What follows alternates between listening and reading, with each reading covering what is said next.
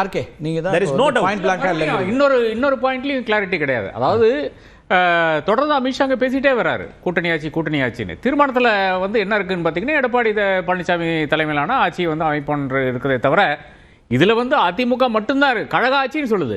ஆனா பாஜக பழனிசாமி சொல்றாரு 210 இடம் ஜெயிக்க போறோம்னு ஒன்னு சொல்றாரு, அவர் ஸ்ட்ராட்டஜி சொல்றாங்கன்னு. அதை தவிர சொல்றாரு தனித்த பெரும்பான்மையோட ஆட்சி அமைப்போம் அப்படின்னு பேசுறாரு.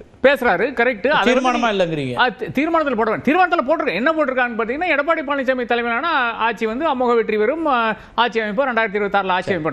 அது வந்து நீங்க தெளிவுபடுத்தணும்ல. ஏன்னா ஒருத்தர் அங்குக்கு வந்து இதே தான் நிரந்தரமா பேசிட்டு இருக்காரு. என்டிஏ ஆட்சின்னு சொல்லியிருக்காரு. என்டிஏ தலைமையிலான அதிமுக தான் என்டிஏ தலைமையில வருது. இதெல்லாம் தீர்மானத்தில் வருது. ஆனா இந்த ஒரு போர்ஷன் மட்டும் வர மாட்டேங்குது. அங்கேயும் தெளிவு கிடையாது.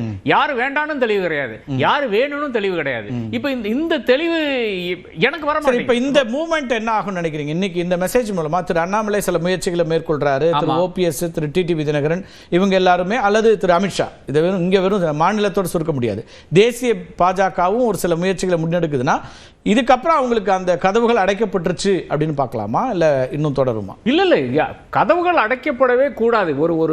ஒரு அரசியல் கட்சி உங்களோட கருத்து. ஆமா. ஆனா இது பாஜக கதவு அடைக்கப்பட்டுச்சு அல்லது முயற்சிகளுக்கான கதவு அடைக்கப்பட்டுச்சுன்னு மெசேஜ் சொல்றாங்களா, இல்ல எப்படி? இல்ல, என்னை பொறுத்தவரை வந்து இவர்கள் சொல்லி விட்டார்கள். அதாவது அதிமுகவை பாஜக என்ன, அதாவது நாங்க உள்ள வச்சு பூட்டிட்டோங்கிறது தான். அதாவது துரோகிகள் இதெல்லாம் சொல்றது என்னதுக்குன்னா, இவங்க யாரும் வரக்கூடாதுன்ட்டு. அது நான் ஒத்துக்கிறேன். அதிமுக சொல்லிருச்சு. ஆனா பாஜக என்ன சொல்லல. ஓபிஎஸ் வேண்டாம்னோ, டிடிவி வேண்டாம்னோ, இவர்கள் யாரும் வேண்டாம்னோ இன்னும் சொல்லவில்லை. இன்னும் சொல்ல போனால் புது கட்சிகள் வரட்டும், அதற்கெல்லாம் வெயிட் பண்ணி கொண்டிருக்கிறோம். இதெல்லாம் டெஃபினட்டாக வேண்டிய ஸ்டாண்டர்ட் நான் பார்க்கிறேன். ஆனால் பாஜக என்பது தேர்தல் ஜெயிக்கின்ற கட்சி. அந்த கட்சி வந்து என்னைக்கு முடிவெடுக்கிறதோ அதுதான் இங்க வந்து ஃபைனலா இருக்கும். ஒரு தேர்தலை அணுகும் போது நிச்சயமாக இவர்கள் வேண்டாம் என்று ஒரு அரசியல் கட்சி சொல்லுது, ஒரு அரசியல் கட்சி தலைவனும் சொல்ல மாட்டார்.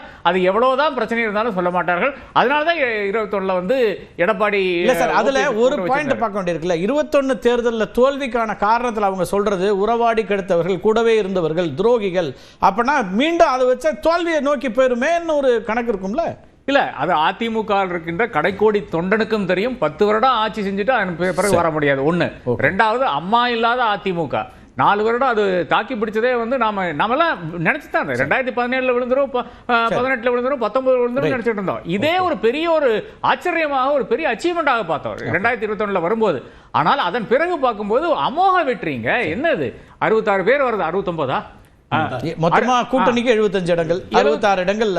அது என்னை பொறுத்தவரை அது அதிமுகவுடைய அமோக வெற்றியாக தான் நான் பார்க்கிறேன். 10 வருட ஆன்டி இன்கம்பன்சியை தாண்டி எவ்வளவு வந்திருக்குன்னு பாத்தீங்கன்னா அதுல துரோகிகள் ஒரு கணக்கு திரு எடப்பாடி பழனிசாமி இன்னைக்கு சொல்றாரு. அடுத்து நீங்க பாத்தீங்கன்னா 24 தேர்தலை ஒட்டி பார்க்கும்போது அசம்பிளி செக்மெண்டா 85, அப்ப அடுத்தது கூடும், நாம வெற்றி பெற்றுவோம் அப்படின்னு ஒரு கணக்கு சொல்றாரு அவரு. இல்லை, 2024 திமுக காங்கிரஸினுடைய கணக்கும் வேறையாக தானே இருந்தது.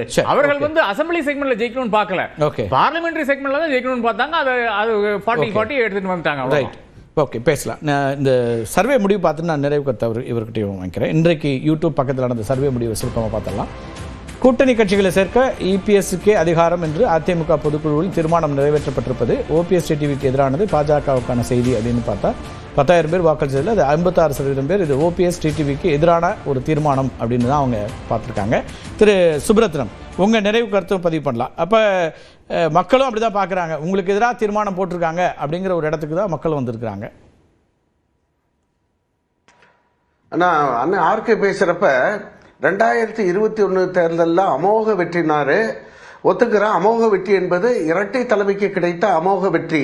ஒற்றை தலைமை என்று திரு இபிஎஸ் அவர்கள் பொறுப்பேற்ற பிறகு தொடர்ந்து தி குவாண்டம் ஆஃப் டிஃபீட்னு சொல்லக்கூடியது எந்த அளவு தோல்வியின் விகிதாச்சாரம் எப்படி கூடிக்கொண்டே சென்றிருக்கிறது என்பதை அவர் கடந்த 10 தேர்தல் 24 மட்டும்தான் அவர் தலைமையில் தேர்தலை சந்திச்ச ஒரு தேர்தல் அப்படிங்கிறாரு.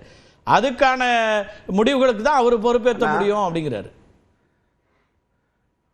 அவர் தலைமையிலான அவர் இரட்டை தலைமை இருந்தவரை தோல்வி சந்தித்தாலும் அதை எப்படி அது வந்து ஒரு மாடரேட் லெவல்ல இருந்தது. இவர் ஒற்றை தலைமை ஏற்ற பிறகு எவ்வளவு அதளபாதாரத்துக்கு போய்விட்டது என்பதை கடந்த நாடாளுமன்ற தேர்தலோட ரிசல்ட்டோட ஒப்பிட்டு பாருங்க. நான் தயவு செய்து 7 தொகுதியில டெபாசிட் போயிடுச்சுன்னா, 13 தொகுதியில 3வது இடம்னா, 5 தொகுதியில 4வது இடம்னா, அங்க வந்து ஒரு சட்டமன்ற இடைத்தேர்தலில் வந்து வெறும் 5000 ஓட்டுனா அதிமுகவுடைய தொண்டன் 2.5 கோடின்னு சொல்றோமேனா அந்த தொகுதியில் 5000 தொண்டன் தானே இருக்கேன். அது கூர்ந்து சிந்தித்து பாருங்கள். எனவே முனவர் பாச்சான் சொன்னாரு, எப்படி வந்து அவர் வந்து கண்டிஷன் போடலாம்னு கேட்கிறாரு. கண்டிஷன் போட்டு இருக்கிறோம். 2021 அமைப்பு தேர்தல் படி தேர்ந்தெடுக்கப்பட்ட அண்ணன் ஓபிஎஸ் அவருடைய பதவி காலம் 2026 டிசம்பர் வரையில இருக்கு. நாங்கள் என்னமா வலியக்கோ இபிஎஸ் என்ன சொல்றாரு, போகாத ஊருக்கு வழி சொல்ற மாதிரி இருக்கு, வழி கேட்கிற மாதிரி இருக்குங்கிறாரு. இல்ல, அது எங்களுடைய உரிமை அண்ணா. இப்பொழுது எங்களுடைய நாங்கள் கூட்டணியில் இருப்பது அவசியம் என்று பாரதிய ஜனதாவுடைய தேசிய தலைமை உணர்கிறது. காரணம், நாங்கள் இல்லாமல் நாடாளுமன்ற தேர்தலில் என்ன நடந்தது என்ற புள்ளி விவரங்கள் அவர்கள் கையில் இருக்கிறது. எனவே திரு அண்ணன் ஓபிஎஸ் அவர்கள், தினகரன் அவர்கள் இல்லாமல் திரு இபிஎஸ் அவர்களுடன் கூட்டணி வைத்தால் என்ன நடக்கும் என்ற சூழலில் எங்கள் தேவை அவர்களுக்கு வேண்டி இருக்கும் காரணத்தினால் எங்களுடைய உரிமைகளையும் தன்மானத்தையும் அடகு வைத்துவிட்டு திரு எடப்பாடி பழனிசாமி தலைமையிலான இந்த அணியை தூக்கி பிடிக்க வேண்டிய அவசியம் இல்லை என்ற அடிப்படையில் எங்களுடைய கருத்தை தெல்ல தெளிவாக எங்கள் தலைவர் சொல்லிவிட்டு வந்திருக்கிறார். அந்த பதவியின் நாட்டம் அல்ல, எங்களுடைய தன்மானத்தை காப்பாற்றக்கூடியது எங்களுடைய தேவை. அன்றைக்கு எப்படி திரு டிடிவி தினகரன் 21 எம்எல்ஏக்களை வச்சு வாபஸ் வாங்கின 12 எம்எல்ஏக்களுடைய தேவை அருமை சகோதரர் பாபு முருகவேல் எங்களுடன் இருந்தால் எப்படி நள்ளிரவில் ஓடோடி வந்து கேட்டவுடன் அம்மா உருவாக்கி ஆட்சியை காப்பாற்ற வேண்டும் என்று அம்மா அண்ணன் கை கொடுத்தாரு. 4 ஆண்டு ஆர்கே சொன்னாரு, 4 ஆண்டுகால தாக்கு பிடிச்சதா, தாக்கு பிடித்தது அண்ணன் ஓபிஎஸ் தாங்கி பிடித்தார், மறந்து விட வேண்டாம். அந்த தேவை அன்றைக்கு எழுந்தது போல் இன்றைக்கு எங்களுடைய தேவை அவருக்கு தேவைப்படுகிறது. எங்கள் உரிமையை நாங்கள் நிலைநாட்ட விரும்புகிறோம். வழியே சென்று நாங்கள் யாரிடம் சரணாகதி அடைய வேண்டிய அவசியம் இல்லை. 15ஆம் தேதி அதற்கு விடை கிடைக்கும். ஓகே, ரைட், பேசலாம். 15ஆம் தேதி தெளிவான விடை கிடைக்கும். நாங்கள் எதற்கு தோல்வியை பரிசீலிப்பது மட்டுமல்ல, நாங்கள் அமைக்கக்கூடிய கூட்டணி, நாங்கள் இடம்பெறக்கூடிய கூட்டணி, வெல்லும் கூட்டணி, நாங்கள் எங்களில் 10 பேர் சட்டமன்ற உறுப்பினராக செல்வோம் என்ற உறுதியை உங்களுக்கு தெரியப்படுத்திக் கொள்கிறேன். 41.33% ஒரு பர்சன்டேஜ் இன்னைக்கு திரு எடப்பாடி பழனிசாமி சொன்னாரு. 2024 2 அணிகளையும் சேர்த்தா இவ்வளவு வரும் அப்படின்னாரு. இப்ப அந்த 2 அணிகள்ல யார் யார் இருக்காங்கிற ஒரு கேள்வி இருக்கு. பின்னாடி வரலாம். ஆனா இப்போதைக்கு டிடிவிக்கு ஓபிஎஸ்க்கு கதவு அடைக்கப்பட்டுருச்சுன்னா அப்ப அது மைனஸ்ல தானே போகும். அப்புறம் எப்படி அது பலமா? அவர் வந்து டோட்டலா இவங்க 2 கூட்டணிக்கும் இருக்கிற வாக்கு வங்கி சதவீதத்தை சொல்லியிருக்காரு. ஆமா. ஆனா இப்ப புதுசா வந்து மக்கள் இந்த ஆட்சியின் மீது அதிருப்தி அதிகமாக இருக்கு. நாடாளுமன்ற தேர்தலில் வாங்கிய வாக்கு என்பது பாரத பிரதமராக மோடி வர வேண்டும் என்பதற்காக போடப்பட்ட வாக்கு. அதிமுகவுக்கு அப்படி பிரதமர் வேட்பாளர் இல்லை என்றாலும் கூட அவர்களும் பெற வேண்டிய வாக்கு வங்கியை பெற்று இருக்கிறார்கள். ஆனால் இன்றைக்கு நடக்க போகின்ற தேர்தல் தமிழகத்தை பொறுத்தவரை ஸ்டாலின் நீடிக்க வேண்டுமா, எடப்பாடி முதல்வராக வர வேண்டுமா என்பதுதான் தேர்தல் களம். தமிழகத்து அரசியலை பொறுத்தவரை 2 திராவிட இயக்கங்களுக்குள்ளே தான். அப்படி களத்துக்கு போகும்போது ஆர்கே தான் சொல்றாரு, மைனஸ் டிடிவி மைனஸ் ஓபிஎஸ்ங்கிற ஒரு, அதாவது ஏற்கனவே இருக்கிற வாக்கு வங்கியை குறைச்சிட்டு ஏன் போகணும்னு கேட்கிறாரு. புதுசா வாக்கு வங்கி வரப்போகுது சார். யார் இருக்கா? மக்கள் தான்.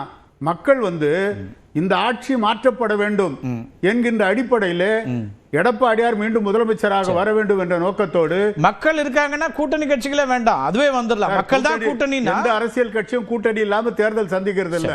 அதனால வந்து எல்லாரும் தரித்து அந்த மைனஸ் அந்த லேப்ஸ் மக்கள் ஃபில் பண்ணுவாங்கன்றீங்க. மக்கள் வந்து அதாவது இந்த ஆட்சிக்கு எதிராக இருக்கின்ற அந்த வாக்கு வங்கி வரும். ஒண்ணு. ரெண்டாவது வந்து அவர்கள் வந்து தீர்மானம் நிறைவேற்றுறாங்க. கூட்டணி கட்சிகளை தீர்மானிக்கிறது எடப்பாடியார் தான் சொல்லி தீர்மானம் போடுறாங்கன்னு சொன்னா அதுக்கு காரணம் திராவிட முன்னேற்ற கழகம் தொடர்ந்து ஏதோ அதிமுகவை பாரதிய ஜனதா கட்சி கபலீகரம் செய்துவிடும், பாரதிய ஜனதா கட்சி அவர்களை அடிமையாக்கிவிடும் என்றெல்லாம் விமர்சித்துக் கொண்டிருக்கிறார்கள். அப்படி இல்லை. இந்த கூட்டணியை பொறுத்தவரை அதிமுக தான் தலைமை தாங்கி நடத்துகிறது என்பதை வெளிப்படுத்தி சொல்லியிருக்காங்க. ஆமா, அதுதான் அதனுடைய பொருள். மணி ரொம்ப